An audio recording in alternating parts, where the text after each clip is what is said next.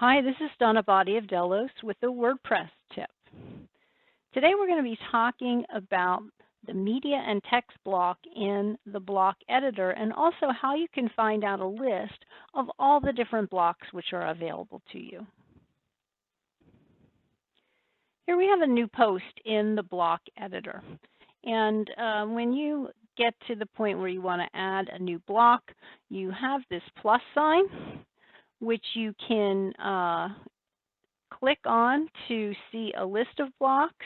You can also type slash and the first letter of a block if you know what it is, but if you'd like to see everything that's available to you, you have this Browse All button. And over here, this gives you then examples of the type of blocks you have. This tells you it's a paragraph, here's a heading, a little bit picture in the top shows you what it is. This is a bulleted list. So you have a bunch of text choices in here. You have media choices that are in here, galleries, cover photos. Then you have design elements like buttons and columns and grouping things together.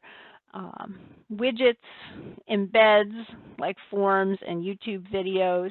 And if you had some custom block libraries in here, they would be in here as well. This is just the default Gutenberg block editor that comes with WordPress. We haven't added any custom blocks to it. The other thing you'll notice is that you have patterns as well. And what patterns are kind of a customized group of blocks.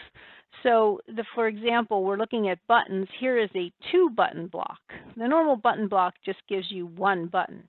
This is a block which has 2 different buttons in it, or here's the 3-button block.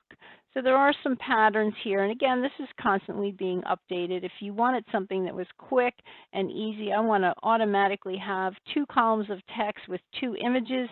Here's this block, and it'll put it right in there for you. I'm going to undo inserting that, because what we really want to do is we would like to take a look at the media and text block. This is a really useful block in the classic editor.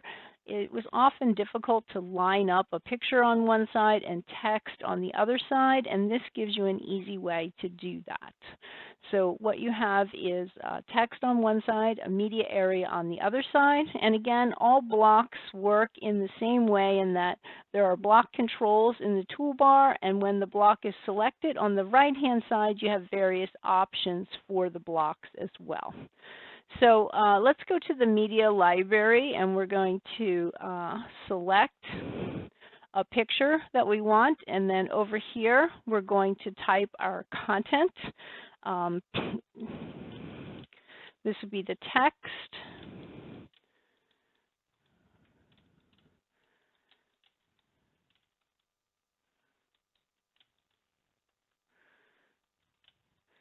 Usually I have it all ready to paste, and I don't, so you can see that I'm not a good typist.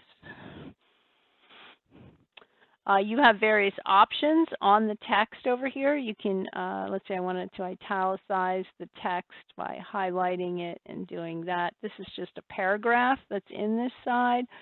What size do I want? I want this to be, maybe medium text, or, I want it to be, let's say, large, but maybe not quite so big, a little bit smaller size. You have various options on the block itself when you select it to go ahead and say that I'd like this to be, media on the left or media on the right. When I select my text, I have options on the block itself to say, do I want to crop the image to fill the entire column so that it shortens it up, or I want the picture to be its original size. I can set different color settings. So let's say I want it like a background color on this to be next to the picture. So I have this, and this is what I would like it to be. So you can see that the editor gives you a lot of choices to make something look very nice without having to figure out, is this text really going to line up with this picture the way it was difficult to do in the classic editor. Don't forget to subscribe to our YouTube channel or visit us on the web for more information and tips.